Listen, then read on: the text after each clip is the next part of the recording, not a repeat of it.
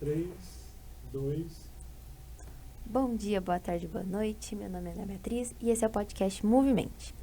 Nós estamos hoje no último episódio da 5ª temporada que a gente está conversando sobre documentários. E o documentário de hoje é Quanto Tempo o Tempo Tem.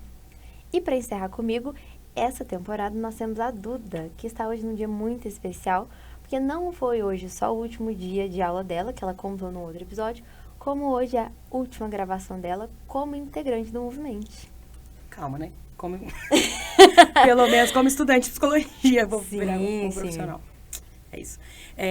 Mas bom dia, boa tarde, boa noite. Eu sou a Duda e lá vamos nós para mais um episódio, sendo quase um episódio da saudade também. Mas é isso. Vamos lá.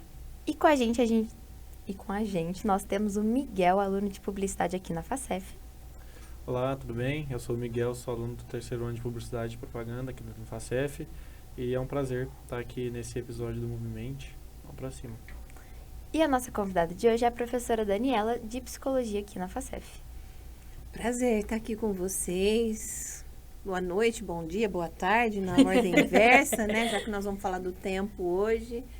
Queria agradecer o convite para a gente falar desse tema tão importante que nos afeta tanto nos dias de hoje, talvez sempre, né? E para contextualizar aí, para quem está escutando ou assistindo a gente, eu vou ler a sinopse do documentário. E eu gostaria de falar que é um documentário de 2015, vai fazer quase 10 anos, mas ele trata de um tempo tão atual, acho que tinha que fazer uma parte 2 desse documentário para trazer outras visões que a gente foi ou melhorando ou piorando como humanidade. Então, a sinopse é: vivemos um tempo diferente. Corremos sempre, corremos sem motivo, corremos por nada. Como se o tempo tivesse ficado mais rápido. Tudo sugere velocidade, urgência. Mas afinal de contas, por que o tempo parece tão curto? O foco principal de quanto tempo o tempo tem é a questão do tempo e da falta dele no mundo contemporâneo. A diretora do documentário faz uma profunda reflexão sobre o tempo, civilização e o futuro da existência. É um documentário muito profundo, muito reflexivo e que acho que vai ser muito gostoso a gente conversar hoje. O que vocês acharam, gente? Eu acho que o documentário traz, eu acho que essa crítica, né, pra vida. Então, pra mim, foi muito forte isso. Também uma autorreflexão, né, o que eu faço com o meu tempo. E muito também pra essa crítica social, que eu adoro. Dessa lógica que a gente vive, né. Eu acho que o documentário conduz muita gente pra esse lugar. Dessa proposta, de quais são as perspectivas sobre o tempo, né, diferentes ali, estudiosos vão falando sobre a construção desse tempo. Então, o que é o tempo? Para mim foi isso. O que é o tempo? O que fazemos com esse tempo? Sim, tem um aspecto que o documentário traz que é muito importante e que me tocou, que eles fazem a seguinte indagação: o modo de lidar com o tempo e o modo de lidar com a vida são correspondentes. Então, como a gente lida com o tempo e como a gente lida com a vida? E essa questão da nossa evolução enquanto humanidade, trazer as questões do futuro e o quanto que a gente usa o nosso presente para pensar sobre o futuro. Então, o nosso tempo está virando um tempo de passagem, um tempo sem espessura, um tempo em que a vida passa e como é que a gente vive? Como é que nós estamos vivendo? Eu acho que esse é o grande questionamento desse documentário.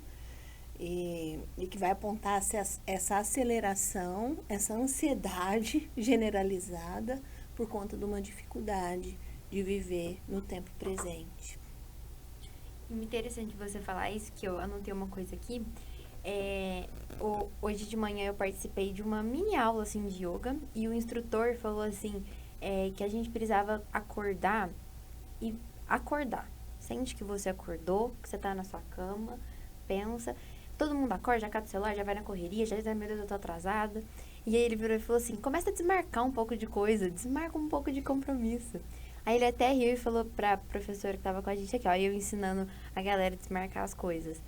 Mas foi muito interessante porque eu assisti o documentário no final de semana, e hoje é uma terça-feira, e aí eu falei, gente, olha como tá em todos os lugares, ou a gente tá pensando em tempo, no sentido de eu tenho falta de tempo, ou tem alguém que chega e fala, mas calma, o tempo tá aí. Vive, né? Legal que você traz o Oriente, né, Aninha? Porque a monja Coen aqui também no documentário vai falar da meditação como um instrumento da gente habitar o presente. E somente o tempo, na verdade, só existe no presente. E como a gente faz para habitar um presente de qualidade? Que a gente sinta a intensidade da vida. Então, os orientais trazem algumas técnicas, alguns caminhos, porque nós ocidentais estamos tão acelerados que muitas vezes, se a gente para viver o presente, a gente não consegue viver essa intensidade. Lá os gregos já falavam do tempo Aion, do tempo Cronos. O tempo Aion é esse tempo da eternidade, esse tempo da intensidade, esse tempo que a gente consegue realmente sentir a vida. E o tempo Cronos é o tempo do relógio, é o tempo das coisas que a gente tem para fazer. E nós estamos tão alienados no tempo Cronos que hoje a gente precisa até de propostas não coloniais, decoloniais, orientais, para a gente adentrar no tempo de uma maneira mais saudável, que a gente possa sentir a vida. No documentário fala sobre a questão do relógio mecânico ter mudado o tempo, né? Então, a partir do momento que ele surge, ele muda. E uma coisa que eu fiquei pensando, que a lógica do tempo que a gente vive é a lógica do tempo, assim, né, dessa construção ocidental, né, e dessa perspectiva capitalística, que tudo tem que ser assim, a gente está produzindo o tempo todo, e se a gente não produz, a gente se culpa também pela não produção, né? E é interessante que um dos estudiosos que trazem, ele faz essa reflexão do sentido que as pessoas que mais trabalhavam na época lá, enfim, eram assim, é péssimo você trabalhar, né? O bom é quando você não trabalha. A gente pode trazer e traduzir isso para a sociedade de hoje, né? Mas que é muito valorizado, tá vendo? Ele é muito trabalhador, ele faz isso, ele não tem tempo, enquanto os outros dormem, eu tô trabalhando, olha isso, que digno que essa pessoa é, né? Ela não tá vivendo, a pessoa, ela, que bom que você tá definhando a sua vida. É basicamente isso, uma leitura, assim, desse lugar totalmente, eu acho que de cobrança, né? Dessa sociedade totalmente capitalística, assim. E a máxima, né, do tempo é dinheiro. Então, entra muito nisso. Não, exatamente. E eu tava assistindo esse documentário hoje, eu queria colocar uma coisa que me chamou muita atenção. Uma vez eu tava assistindo um podcast de um jornalista que eu gosto muito, e ele fala uma coisa que tem muito a ver com esse documentário, de uma história que uma vez contaram para ele, e que eram dois homens conversando. Era um homem dessa correria, que tá todo dia, acorda cedo e vai trabalhar e não tem tempo para a família, não tem tempo para aproveitar, não tem tempo para os amigos, e sai de manhã, vai trabalhar, e à noite chega em casa para dormir, para no outro dia acordar. E ele estava conversando com outro homem, que era um homem simples, que ele morava na beira de um rio, que a vida dele era acordar, pescar, pegar o barquinho dele, pescar, pegar o peixe dele, alimentar e passar o dia, passar a semana com a família dele. E aí esses dois homens estavam conversando e chegou uma hora que esse homem mais simples, que esse homem mais na correria falou, não, que o meu sonho, eu trabalho a minha vida inteira, que o meu sonho é chegar quando eu for mais velho e eu conseguir ter essa vida sua de viver na beira do rio, numa casinha simples, pegar meu barquinho, poder pescar e não ter preocupação.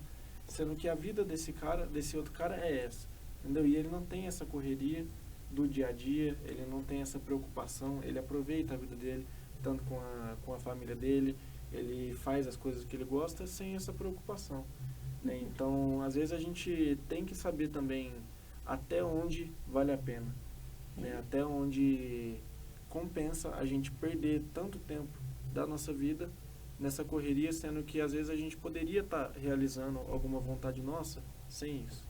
E uma coisa que você fala, e eu lembro que é um debate que está sendo agora, né, em 2024, nesse segundo semestre, que é a escala 6x1, né? Então, o que a gente está fazendo com o tempo? Quais são as 24 horas? No caso aqui, se a gente for para essa mesa, cada um tem as 24 horas de uma forma.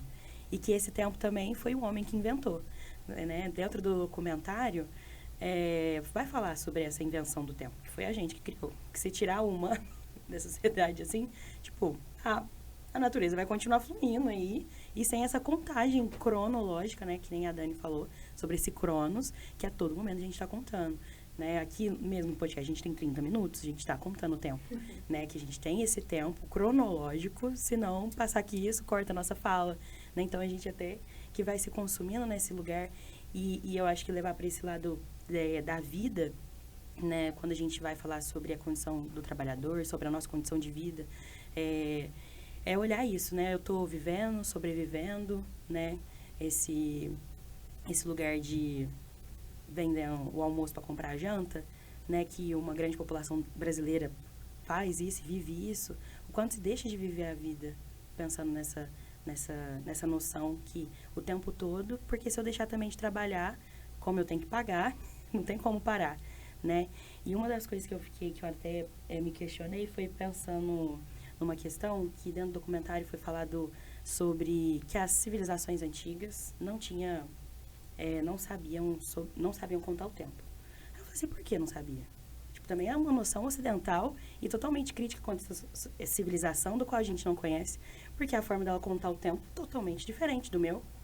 E o tempo que ela conta é antes desse relógio cronológico, desse relógio mecânico, e é um tempo talvez muito voltado para esse lugar que ele falou, desse homem simples, né? Que tá vivendo, assim, né? Só vendo o sol, a luz, astros, conectado com outro lugar e outro sentido de vida, né? Isso me fez lembrar o Peru. Eu fui pro Peru agora em janeiro, e o que mais me encantou em toda aquela maravilha é justamente aquela construção humana que está o tempo todo se relacionando com a natureza. Então, a maneira que o sol entra naquelas estruturas é uma vivência de um tempo colado na natureza. É muito forte essa experiência. Acho que esses povos tinham essa conexão muito profunda e o tempo era degustado. Então, cada época do ano que o sol entrava naquela janela e batia ali, assim eles contavam o tempo, num ritmo muito diferente do nosso ritmo. Eu achei muito interessante o que o Miguel trouxe com relação àquela questão do tempo livre, porque a nossa sociedade foi construindo muitas tecnologias para que a gente pudesse ter tempo livre, muitas máquinas, só que o nosso tempo é cada vez mais escasso, então é uma loucura isso. A gente constrói um monte de coisa para ter tempo livre e o nosso tempo é cada vez mais escasso, pelo menos essa é a nossa sensação, bem diferente desses povos, né, que viviam esse tempo contando de outra maneira, relacionando com a natureza, olhando a vida. E eu fico até pensando também naquela outra questão que eles trazem, que é a solidão que isso traz. Sim. Porque a gente só consegue viver encontro com a vida, com a gente, com o outro, num tempo ion, vivendo o presente, senão você está sempre no automático. E num mundo que a gente está com tempo escasso, vivendo sem espessura, onde acontecem os encontros? E aí a gente fica sentindo uma solidão imensa, às vezes até com pessoas ao nosso redor. Mas a gente tem solidão da vida, de sentir a vida, né? Tanto é que ele vai falar desse presente que é um instante. Nossa, aquele lá vai falar assim, E do que a gente está correndo com o tempo? Se o presente é só um instante, o que eu estou fazendo com os instantes da minha vida, né? Eu fiquei pensando muito no Schopenhauer, que ele vai falar sobre o pêndulo, né? E sobre a felicidade. E que a felicidade ele é só um instante, ele é só um momento. Do resto é só solidão, só sofrimento. Porque ele era pessimista também, mas... pensando nesse lugar, né? O que a gente está fazendo com essas felicidades, esses pequenos encontros que a gente tem, que às vezes a gente não tem mais encontros na vida, porque a gente não está nesse presente. E aí, não vou lembrar nome de jeito nenhum, porque tem muita gente lá, mas que ele falou assim, que somos presentes, né? Então, quando a gente lembra do nosso passado, a gente está lembrando no presente, a gente não volta pro passado, a gente está aqui. E quando a gente pensa no futuro, a gente também pensa com a imaginação do presente. A gente não sabe que vai ser assim, de fato, né? A gente tá nesse momento agora e ele até bate uma palma. Pronto, a palma foi, era presente, agora esse é o presente. E eu fiquei muito assim, nossa, tipo, esse movimento de mão, pronto, agora já ficou no passado, esse aqui tá no presente, enfim, várias coisas, né? Acho que o documentário trouxe uma reflexão até pessoal pra mim, essa questão de estar no presente, que eu lembro que no começo, quando eu comecei a gravar os podcasts, eu saía daqui, da porta pra fora, e falava, o que eu falei? Tipo, o que eu falei? Eu tinha que assistir depois do episódio pra ver se eu não falei nada a ver. E aí, com o tempo, acho que eu fui trabalhando porque é um trabalho que eu acho que a gente tem que fazer internamente. Não adianta a gente fala assim, eu vou desmarcar meus compromissos, vou viver a vida mais tranquila, se a gente não tá com a cabeça presente, com o pensamento presente. E aí, trabalhando isso, né, em terapia e na vida, é muito gostoso porque hoje eu saio dos episódios falando assim, nossa, tal parte foi boa, tal parte é legal, tendo consciência do que eu vivi aqui. E quando você passa a ter isso na sua vida, que são os encontros, você vê o tanto que as coisas podem ser mais leves, podem ser mais tranquilas, podem ser mais prazerosas até. Porque, né, você falou do Schopenhauer, se a felicidade é um instante, então se você tá lá no instante, você tá feliz pelo menos um instante do dia. Sim. E eu acho que você falando isso, Aninha, me fez pensar assim, que não é sobre o desmarcar coisas, é sobre como você está vivendo as coisas que você marca. Porque aí talvez você pare de marcar tanta coisa, porque você quer viver as coisas que você está marcando. Porque, assim, na faculdade, né, a Dani como professora, se a gente tem que marcar um tanto de coisas, às vezes na terça-feira você tem 1000 coisas. E aí você passou tão atropelado desse tudo de coisas que você nem aproveitou, nem viu, não lembra, nem sei o que eu falei, se eu cumprimentei, se eu falei bom dia, se eu falei boa tarde, se eu falei boa noite. Mas eu acho que é sobre a quantidade de coisas que eu marco também. Porque a gente pensa nesse lugar produtivo. Nossa, terça-feira rendeu. Marquei 10 coisas na minha lista, assim, e agora tá tudo, eu dei tudo check. E o quanto a gente é condicionado para fazer isso, né? Tipo, a pessoa produtiva é essa pessoa que tá aqui pensando no almoço que ela vai fazer, ela tá fazendo almoço pensando na louça que ela vai lavar, ela tá lavando louça pensando no que ela tem que estudar. E isso é valorizado socialmente.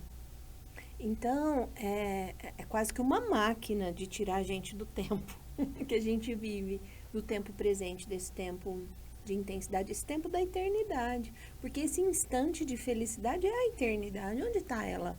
Não está lá no futuro ou em nenhum outro lugar que não no aqui e agora, quando vivido em total presença.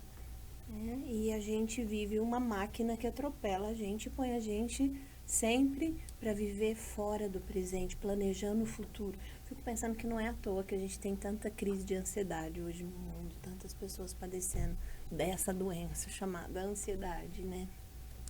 E até entrando no que o Miguel trouxe, né, dessa história, eu lembrei de um livro que eu li em Psicologia do Trabalho, porque o tempo está muito atrelado com o trabalho hoje em dia, né? É muito difícil a gente desconectar uma coisa da outra.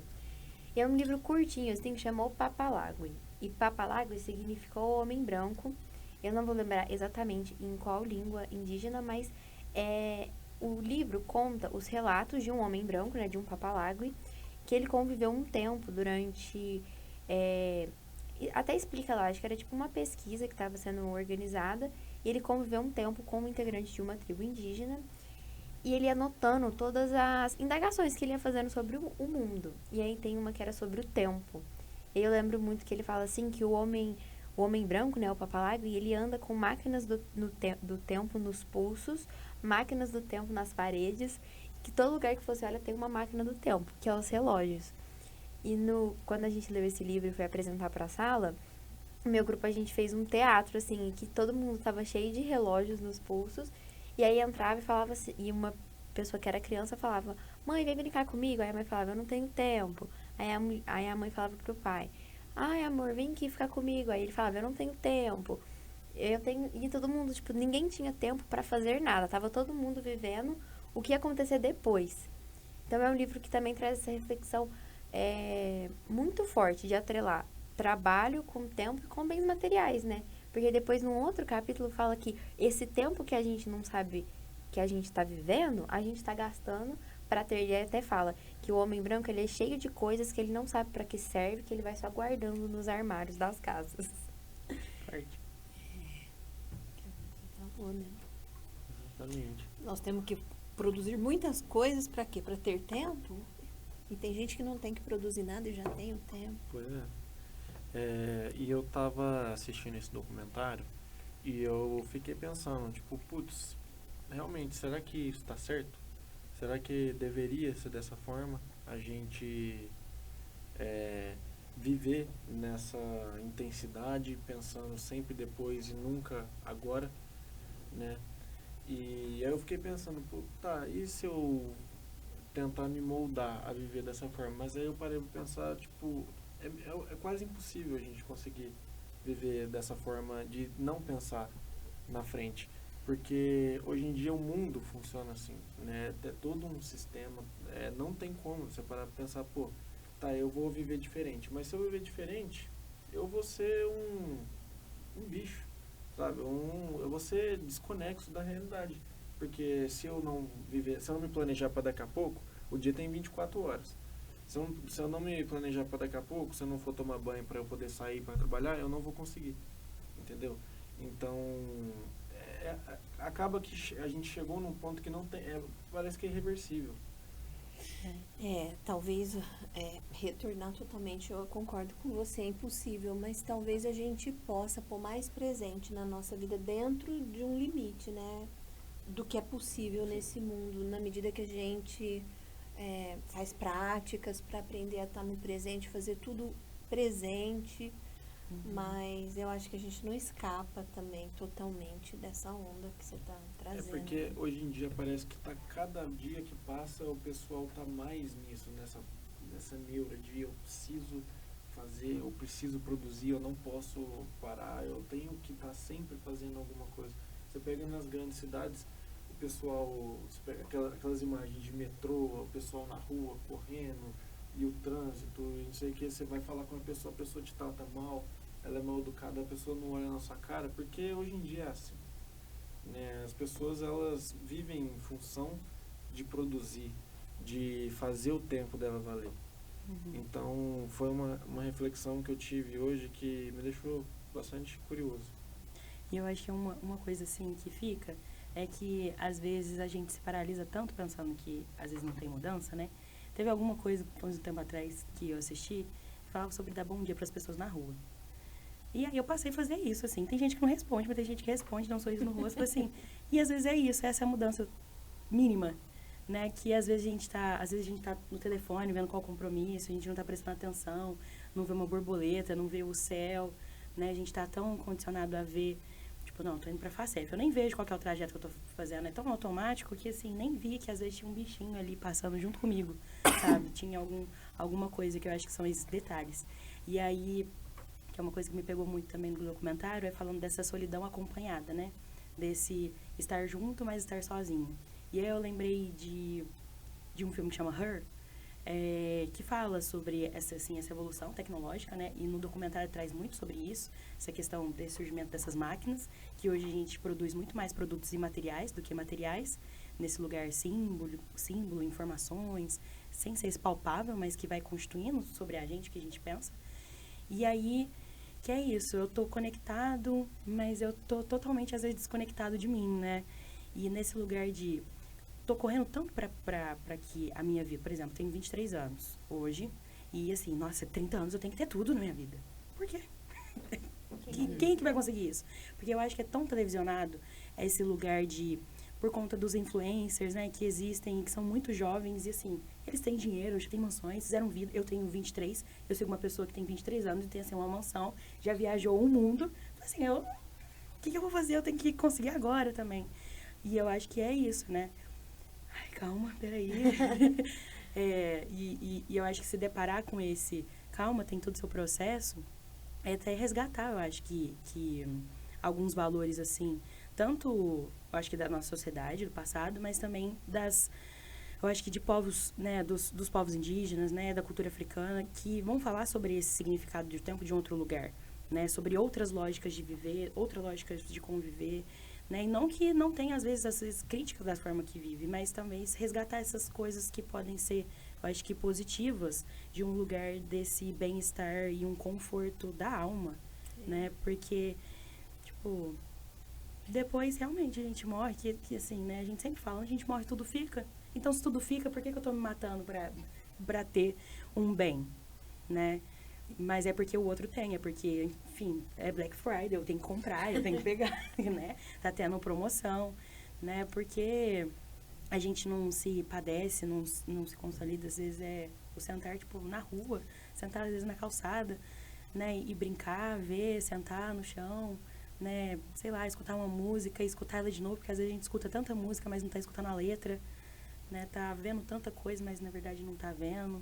Aí fica até silencioso esse podcast, porque leva a gente tão, acho que, pra uma reflexão, assim, que você fica assim, nossa, vamos jogar tudo pro ar, mas não dá também, né. Mas talvez prestar atenção nisso que você está trazendo, que é esse lado nosso de ser um saco sem fundo. Eu preciso de mais e mais e mais, né? E o desejo nunca se satisfaz e a gente não consegue viver o desejo como afirmação de vida. Como diz Deleuze e Guattari, que a gente precisa construir um corpo sensível, como os povos originários, os povos africanos, outros povos não ocidentais, eles tinham essa condição de sensibilidade. Então, você sente o vento, você escuta. Isso traz a gente, o corpo traz a gente para o presente. A mente acelerada, como nós estamos vivendo, ela tira a gente do presente. Esses nossos desejos de futuro, essas ambições, esses projetos de vida pré-fabricados que todo mundo tem que seguir, isso tira a gente totalmente do presente, né? E às vezes os nossos corpos já estão tão anestesiados para sentir a vida, para sentir as coisas, porque desde pequenininha a gente sentou lá num banco de escola e assim, esquece teu corpo aí e presta atenção. E a mente, mentes hipertrofiadas e um corpo sensível atrofiado, que não sabe sentir a vida mais. Sim. E que a gente esquece de escutar o nosso corpo, assim, nesse lugar que às vezes a gente pode estar conversando e tudo mais, ou tá quieto, mas o corpo ele vai pegando tudo, ele sente tudo, né? E eu acho que quando a gente para ver ele, é se deparar também, às vezes, a falta de cuidado que a gente teve com ele, né? E trazer esse lugar de autorresponsabilização sobre o próprio tempo. E eu acho que é a parte que mais pega, que é a parte mais difícil também, que é se deparar com as fragilidades, potências de si, né? Acho que é muito esse lugar. E também um pouco do que o Miguel falou, né? Da gente achar que não tem muito uma solução ali pro problema. No documentário fala sobre a corrente do transhumanismo. E é uma corrente que vai muito assim, você tem que correr mais rápido que o tempo. Você tem que guardar, como se pudesse estocar o tempo, ou retroceder o tempo, controlar o tempo. E aí eu fiquei pensando assim, hoje, 10 anos, quase 10 anos depois desse documentário, acho que a gente já viu muita gente falando que não funciona isso. Porque não adianta você correr da morte, não adianta você correr do envelhecimento, não adianta você correr das suas obrigações, enfim, não adianta você correr do que o tempo vai te trazendo. Então, eu acho que é muito interessante a sua reflexão, porque eu também fiquei pensando que hoje existem pessoas no mundo que tentam trazer a gente para um outro olhar. Você falou do podcast, né? Teve um episódio aqui que a gente discutiu o documentário chamado A Última Floresta, que fala sobre os Yanomamis. E aí eu citei um pouco sobre o Ailton Krenak. E tem livros dele, podcasts dele, que ele fala um pouco sobre essa presença, sobre esse viver. Então, você vê que tem uma... Eu acho que parece que nesses 10 anos as pessoas viram que não dá muito certo a gente ficar vivendo só na vida acelerada, não tirar um tempo, não dar uma respirada. E às vezes não é assim, deixar de fazer, né? Igual o Adolfo falou, não é desmarcar. Mas como você está marcando? Como que você está no que está marcado para você fazer, né? E o que é natureza, né? Eu acho que o nosso tempo ele vai se defrontar muito com a natureza, né? Que a gente vai vendo essa crise climática que a gente está passando. E que o nosso tempo, ele se defronta com a natureza, se esvaindo, e com esse lugar que é o antropoceno, né? Esse lugar que o homem está no centro e a gente não vê. Que, na verdade, é um ecossistema. Porque a gente depende da floresta. Porque se a gente mata a floresta, aí a gente morre. Só que a gente morre, ela sobrevive, porque ela renasce, ela conflui. A nossa vida, assim, eu, enquanto Maria Eduarda, nessa vida terrena, e aí vai para, enfim, espiritualidade, para quem acredita em várias coisas, esse corpo que habita hoje, se ele for voltar em outra vida, não sei também. E será que tem? Né? Pensando muito nesse lugar do que a gente faz com o tempo e esse tempo capitalístico que faz a gente e tirar de tudo, sugar ao máximo, né? Sem eu devolver de volta para essa natureza, né? A Aninha falou do Ailton Krenak, tem